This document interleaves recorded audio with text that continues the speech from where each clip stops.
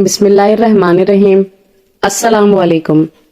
وہی تو ہے جو تم کو جنگل اور دریا میں چلنے پھرنے اور سیر کرنے کی توفیق دیتا ہے، یہاں تک کہ جب تم کشتیوں میں سوار ہوتے ہو اور کشتیاں پاکیزہ ہوا کے نرم نرم جھونکوں سے سواروں کو لے کر چلنے لگتی ہیں اور وہ ان سے خوش ہوتے ہیں، تو ناگہاں زناٹے کی ہوا چل پڑتی ہے اور لہریں ہر طرف سے ان پر جوش مارتی ہوئی آنے لگتی ہیں، اور وہ خیال کرتے ہیں کہ اب تو لہروں میں گر گئے، تو اس وقت خالص اللہ ہی کی عبادت کر کے اس سے دعا مانگنے لگتے ہیں کہ اللہ اگر تو ہم کو اس سے نجات بخشے تو ہم تیرے بہت ہی شکر گزار ہوں گے۔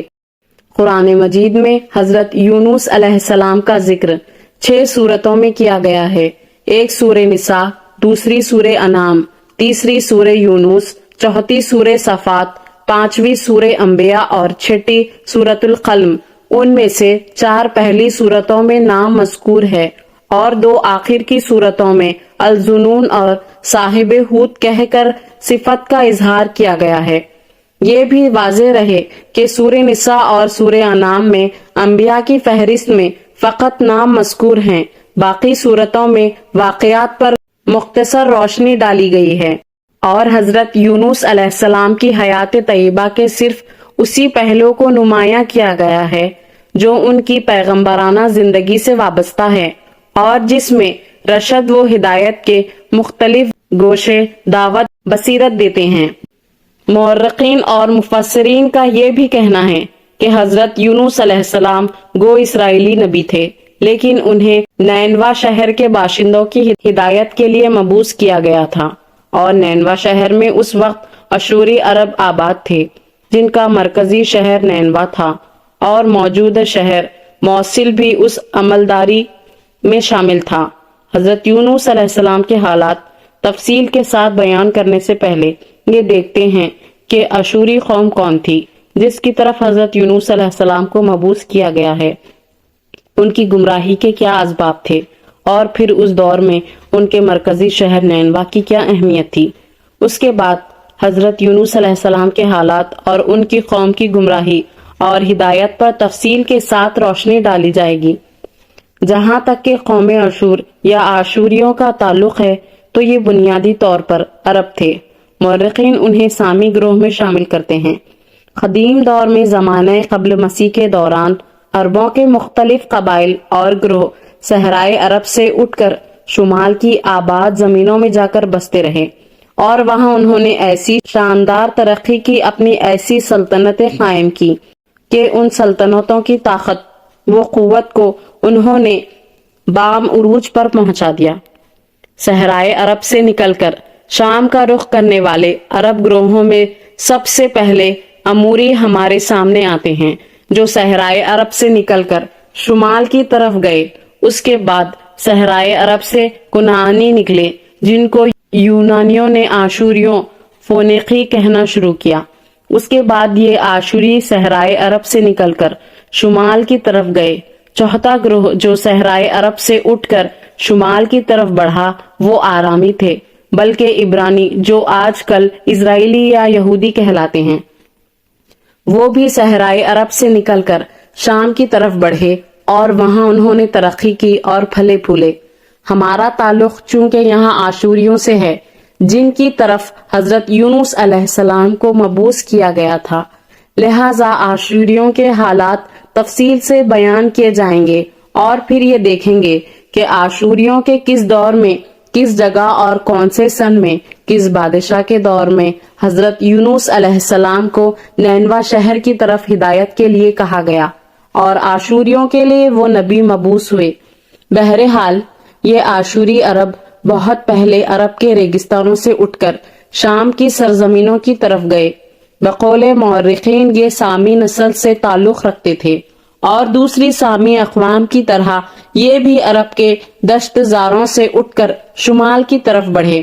کچھ عرصے تک ان لوگوں نے قدیم 2 اقوام یعنی اکادیوں اور سمیروں کے پاس قیام کیا، اس لیے کہ اس دور میں اکادی اور سمیری عزت و عظمت اور طاقت کے لحاظ سے اپنے عروج پر تھے۔ کچھ عرصے ان طاقتور قوموں کے پاس قیام کرنے کے بعد آشوری پھر حرکت میں آئے اور ان دونوں بڑی طاقتوں کو چھوڑ کر پھر آگے بڑھے۔ یہ لوگ بابل کے آس پاس عارضی طور پر آباد ہو کر گزر بسر کرنے لگے۔ آخر یہ لوگ بابل سے بھی ترک وطن کر کے دریائے فرات کے آس پاس کے علاقوں میں آباد ہو گئے۔ یہاں انہوں نے ایک چھوٹی سی ایک ریاست قائم کر لی جو آشور کے نام سے موسوم ہوئی۔ ان کا پائے تخت شروع میں آشور شہر ہی تھا۔ آشور کے بعد انہوں نے ایک دوسرے شہر خالاج کو اپنا مرکزی شہر بنایا۔ کچھ عرصے یہی شہر آشوری قوم کا پائے تخت بنا رہا۔ آخر یہ خالاج شہر بھی اپنی مرکزیت کھو بیٹھا، کیونکہ تجارت اور دیگر امور کے لحاظ سے نینوا شہر باقی سارے شہروں سے بازی لے گیا تھا۔ لہٰذا اس صورتحال کو دیکھتے ہوئے آشوریوں نے اپنی سلطنت کا مرکزی شہر نینوا کو قرار دیا۔ آشوری شہر میں زراعت پیشہ تھے، لیکن اس نئی مملکت میں قابل کاشت زمین بہت کم تھی، اور جو سرزمین بابل کی طرح سرسبز اور شاداب نہ تھی، اس لیے انہوں نے لوٹ مار کو اپنا پیشہ بنایا، اور ہر سال موسم بہار میں ہمسایہ ممالک میں یہ لوگ قتل و غارت گری، تخت و تاراج اور ترک تاز اور یلغار کرتے، اور جو لوگ ان کے ہاتھوں اسیر ہوتے انہیں غلام بنا لیتے اور ان سے محنت و مشقت کے کام لیتے۔ یہ آشوری انتہائی طاقتور تھے اور شروع میں بے رحم اور شقی القلب بھی تھے۔ قتل و غارت کو خدا کے منشا کے مطابق سمجھتے تھے۔ آشوریوں کی سنگ دلی کی ایک وجہ یہ بھی بتائی جاتی ہے کہ ان کی تعداد کم تھی اور ان کے تابع فرمان علاقے بہت وسیع تھے، اسی لیے وہ مفتو اقوام کو مرعوب اور متی رکھنے کے لیے ان کے ساتھ ظالمانہ سلوک اور رویے روا رکھتے۔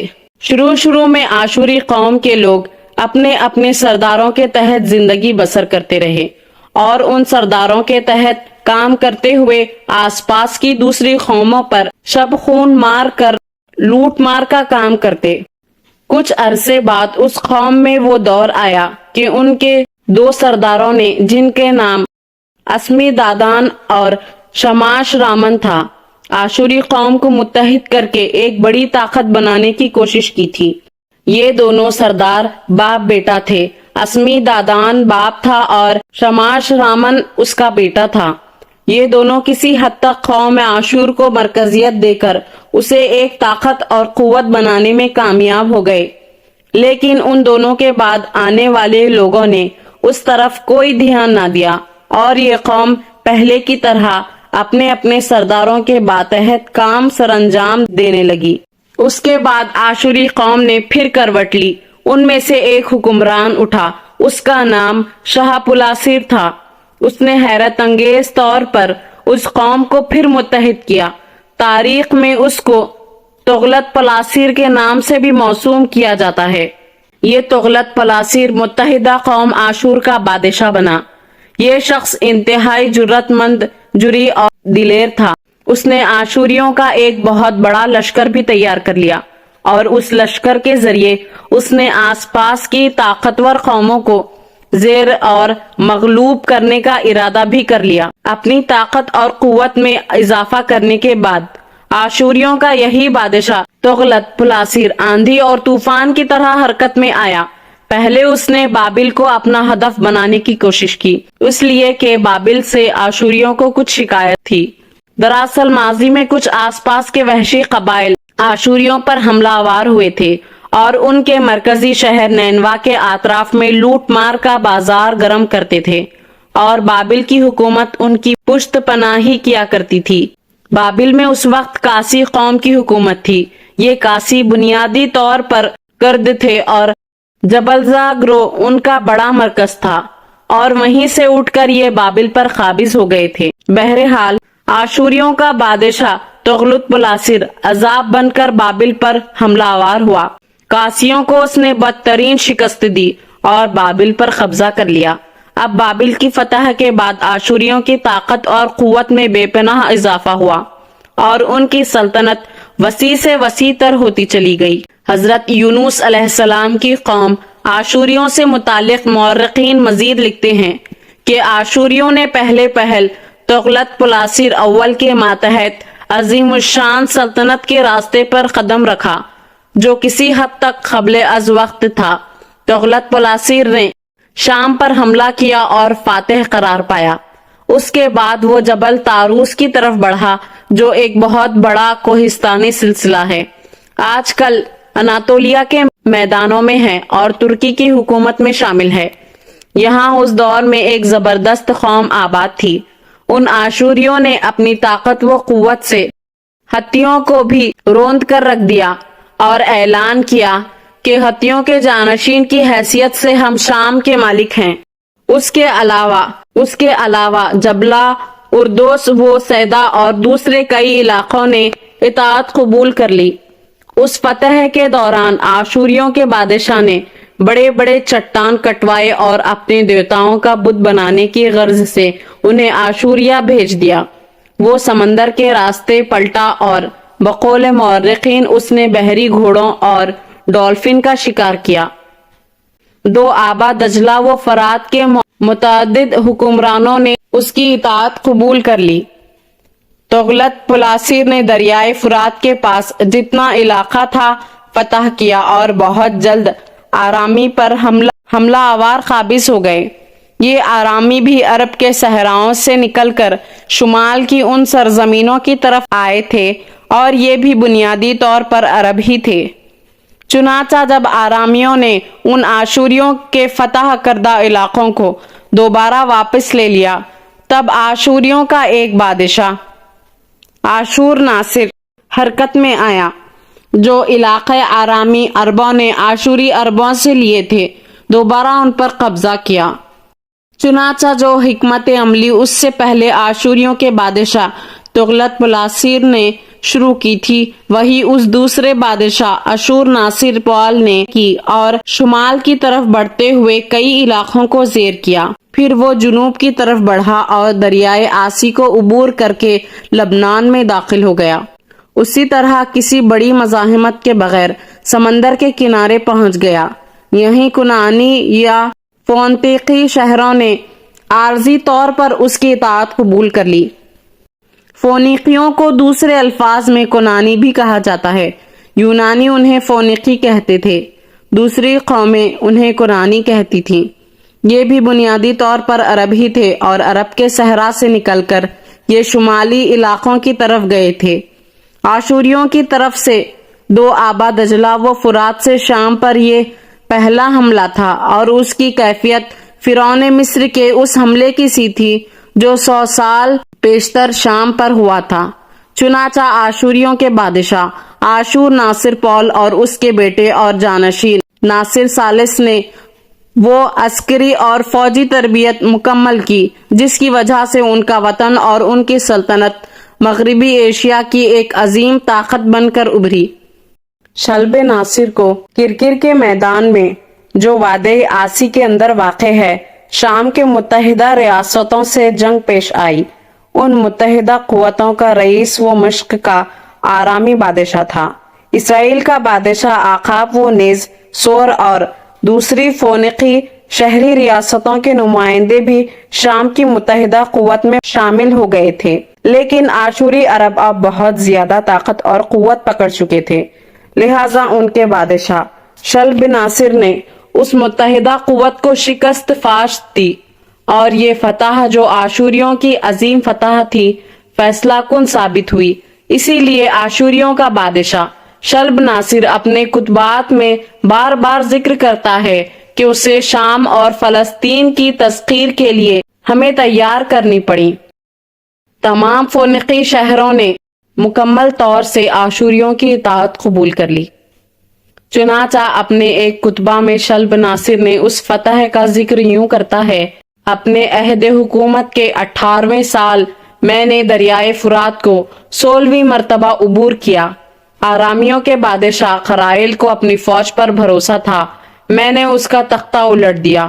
پھر میں نے بغلی راسی کے جانب پیش قدمی کی جو ایک پہاڑی ہے اور سمندر کے اندر چلی گئی ہے۔ میں نے اپنا مجسمہ وہاں نصب کیا اور پھر سور اور سیدا کے لوگوں اور یا ہوا بن عمری سے خراج وصول کیا۔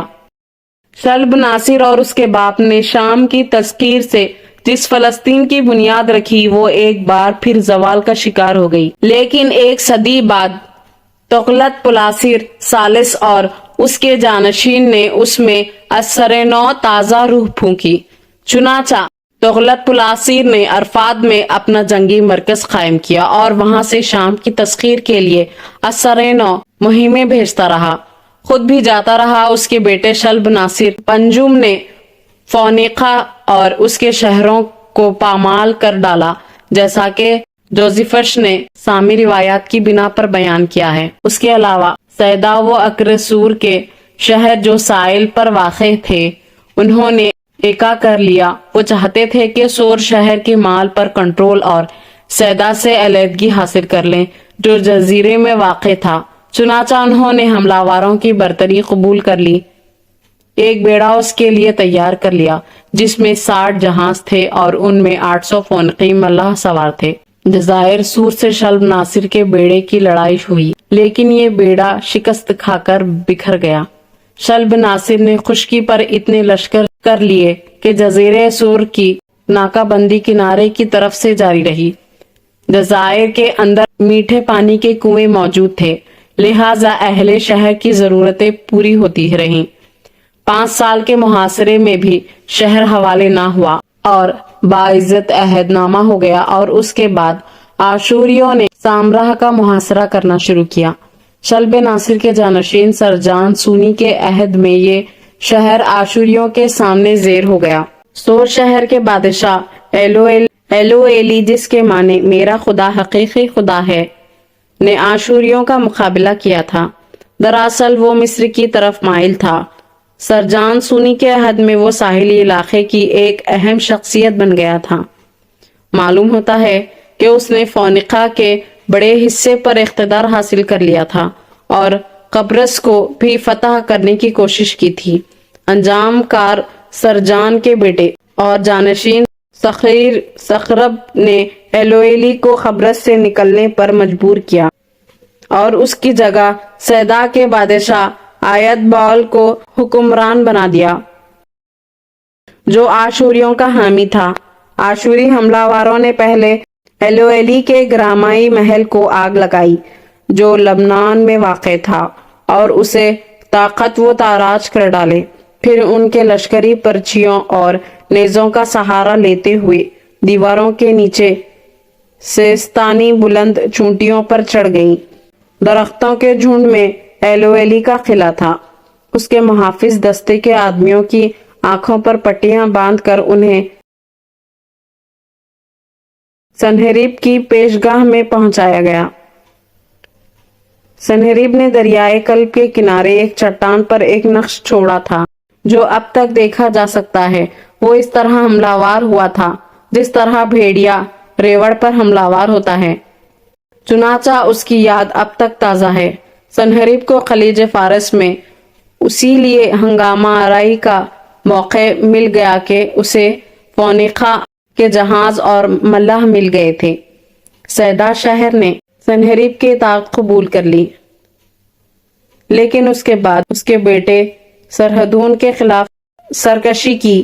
اس نے سیدا کو برباد کر ڈالا، اس کی دیواریں سمندر میں گرا دی گئیں۔ اس کا بادشاہ عبد ملارد سمندر میں کود پڑا، لیکن اسے نکال لیا گیا اور سر قلم کر دیا گیا۔ ساتھ ہی آشوریوں کے بادشاہ نے ایک قلعہ تعمیر کر لیا تھا تاکہ شہر پر دہشت طاری رہے۔ اردوس کے بادشاہ نے جب یہ حالت دیکھی تو اپنا شہر خود ہی آشوریوں کے حوالے کر دیا، ساتھ ہی اپنی بیٹی کا رشتہ آشوریوں کے بادشاہ کو دیا۔ پھر اس حالات کو دیکھتے ہوئے دیگر بہت سے شہروں نے آشوریوں کی اطاعت قبول کر لی۔ اس کے علاوہ ان کے درمیان ایک پکا عہد نامہ بھی ہو گیا جسے سور کے بادشاہ نے اس وقت توڑا جب سمجھ لیا کہ غیر ملکی اقتدار کا جوا پھینکنے کا وقت اور موقع آ گیا ہے۔ دریائے کلب کے کنارے رمیس والی چٹان اور سل کے قریب ایک سل ہے جو یہ نقشہ پیش کر رہی ہے کہ سرحدوں عظمت اور جلال کے ساتھ کھڑا ہوا قطبے کی طرف اشارہ کر رہا ہے، جس میں ممفس یعنی مصر کے مرکزی شہر کے علاوہ اسقلان اور سور کی تسخیر کا ذکر ہے۔ شمالی شام عین تاب کے مغرب میں وہاں ایک اور چٹان ہے جس پر سرحدون کی تمثال بنی ہوئی ہے۔ وہ ایک رسا لیے کھڑا ہے جسے سور کے بادشاہ اور مصر کے بادشاہ کو ناکوں کے اندر پیرو رکھا ہے۔ واقعہ یہ ہے کہ مصر کا بادشاہ ترجا کا کبھی کسی کی قید میں نہ پڑا۔ معلوم ہوتا ہے کہ اس تمثال کا مقصد بھی دوسری عالمی جنگ میں محوری قوتوں کے اعلانات کی طرح محض پروپیگنڈا تھا۔ سرحدون اور اس کے بیٹے آشور بنی پال کے عہد میں مصر فتح ہو گیا اور آشوری سلطنت جس کا دارالحکومت نینوا تھا اپنی وسط کی آخری حد پر جا پہنچا، اور یونس علیہ السلام بھی رسولوں میں سے تھے۔ جب بھاگ کر بھری ہوئی کشتی میں پہنچے اس وقت خرا ڈالا، انہوں نے زک اٹھائی، پھر مچھلی ان کو نگل لیا اور وہ قابل ملامت کام کرنے والے تھے۔ پھر اگر وہ اللہ کی پاکی بیان نہ کرتے تو اس روز تک لوگ دوبارہ زندہ کیے جائیں گے اس کے پیٹ میں رہتے۔ پھر ہم نے ان کو جبکہ وہ بیمار تھے فراخ میدان میں ڈال دیا اور ان پر کدا کا درخت اگایا اور ان کو لاکھ یا اس سے زیادہ لوگوں کی طرف پیغمبر بنا کر بھیجا۔